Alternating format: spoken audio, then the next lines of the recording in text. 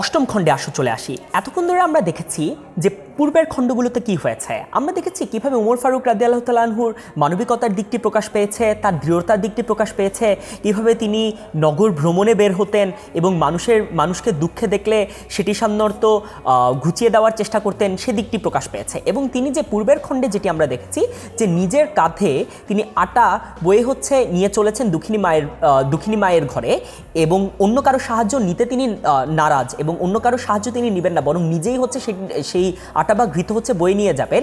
এর পরবর্তীতে কি হয়েছে আসো আমরা অষ্টম খণ্ডে দেখে আসি। কত লোক আসি আপনি চাহিল বহিতে তোমার বোঝা, বলিলে বন্ধু আমার এভার আমি বহিব সোজা। রোজ কেয়ামতে কে বহিবে বলো আমার পাপের ভার, মম অপরাধে ক্ষুধায় শিশুরা কাঁদিয়াছে আজি তার। অর্থাৎ অনেক মানুষ আসলে এবং বলল যে আপনারই বোঝা বইতে হবে না, আমরা দুঃখিনী মায়ের ঘরে আটা এবং ঘৃত নিয়ে যাই। কিন্তু তিনি বললেন যে না, আমি এটি নিয়ে যাব, কেননা রোজ কেয়ামতের দিন আমার পাপের বোঝা অন্য কেউ বয়ে নিয়ে যাবে না। যদি আজকে যাই তাহলে আমার অত্যন্ত পাপ হবে যদি আমি আজকে এটি নিয়ে না যাই, কেননা আমার যে রাজত্ব রয়েছে, আমার এই রাজত্বেই এই দুঃখিনী মায়ে অত্যন্ত দুঃখ পাচ্ছেন এবং তার শিশুরা না খেয়ে মরছে। অর্থাৎ শিশুদের যে ক্রন্দন তিনি দেখতে পেয়েছেন সেটি খাবার না পাওয়ার ফলে তিনি সেটিকে নিজের একটি দোষ হিসাবে দেখছেন এবং এটিকে একটি পাপ হিসাবে দেখছেন। তাই তিনি অন্য কাউকে নিয়ে যেতে দেবেন না, বরং তিনি নিজে এটিকে নিয়ে যাবেন, কেননা এটির মাধ্যমেই তিনি বিশ্বাস করেন যে তার পাপটি ঘুচবে এবং তিনি বিশ্বাস করেন যে তার জন্যই শিশুরা আজকে কান্নাকাটি করছে। প্রায়শ্চিত্ত করিব আপনি চলিলে নিশীথ রাতে, পৃষ্ঠে বহিয়া খাদ্যের বোঝা দুঃখিনীর আঙিনাতে। অর্থাৎ আমরা এই পূর্বের যে লাইনটিতে আমরা যে জিনিসগুলো আলোচনা করছিলাম যে এর মাধ্যমে তিনি নিজের পাপ ঘুচানোর চেষ্টা করছেন বা তিনি এটিকে নিজের একটি পাপ হিসাবে দেখছেন বা নিজের একটি দোষ হিসাবে দেখছেন, এটিকে যে তিনি বারবার হাইলাইট করছেন যে না, এটি আসলে তারই ভুল হয়েছে যে তার রাজ্যতে থেকেও দুজন শিশু না খেয়ে কান্না করছে এবং মা তাদেরকে কোনো প্রকার খাবার দিতে পারছেন না। তো এই পাপটি তারই ঘোচাতে হবে এবং তার নিজেরই আটা এবং ঘৃত নিয়ে সে মায়ের কাছে যেতে হবে, এটি সাধারণত বোঝানোর চেষ্টা করছেন তিনি।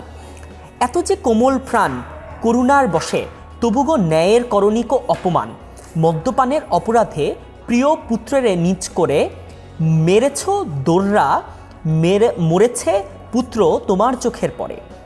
ক্ষমা চাহিয়াছে পুত্র বলেছ পাষাণে বক্ষবাথী, অপরাধ করে তোরই মতো স্বরে কাঁদিয়াছে অপরাধী। এই লাইনগুলোর মাধ্যমে আসলে কি বোঝানোর চেষ্টা করা হয়েছে? একটি কাহিনী রয়েছে, ওমর ফারুক রাদিয়াল্লাহু তাআলা আনহুর পুত্রের নাম আবু শাহমা। আবু শাহমাকে, যেটি কিনা যদি তোমরা শব্দার্থের সাইটটিতে যাও তাহলে দেখতে পাবে এটি সম্পর্কে একটি টিকা রয়েছে।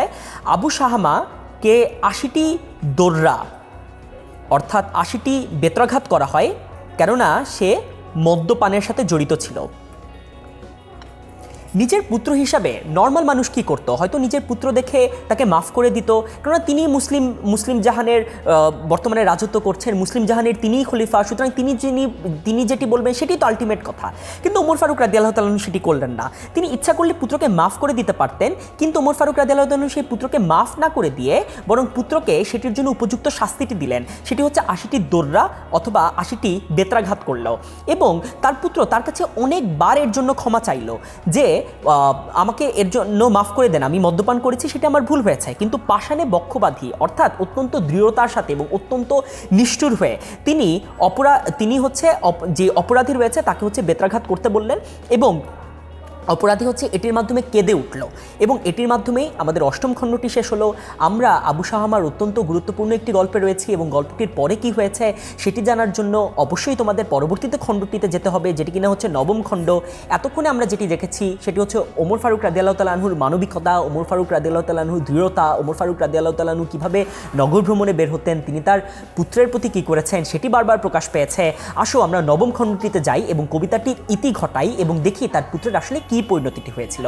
এতক্ষণ আমাদের সাথে থাকার জন্য ইতোমধ্যেই তোমাদের ধন্যবাদ জানাই। আরেকটি খণ্ডে আমাদের যেতে হবে এবং লাস্টে একটি বিশেষ পরামর্শ বা সাজেশন রয়েছে, সেটিও আশা করছি তোমরা দেখবে। 10 মিনিট স্কুলের সাথে থাকো বন্ধুরা, নিজের বন্ধুদের সাথে এই ভিডিওটি শেয়ার করে দাও এবং বাকি ভিডিওগুলিও শেয়ার করে দাও। আশা করছি যে এর মাধ্যমে কবিতাটি বুঝতে তোমাদের অত্যন্ত সহজ হচ্ছে এবং এর মাধ্যমে আমরা তোমাদের সাহায্য করতে পারছি। ধন্যবাদ সবাইকে।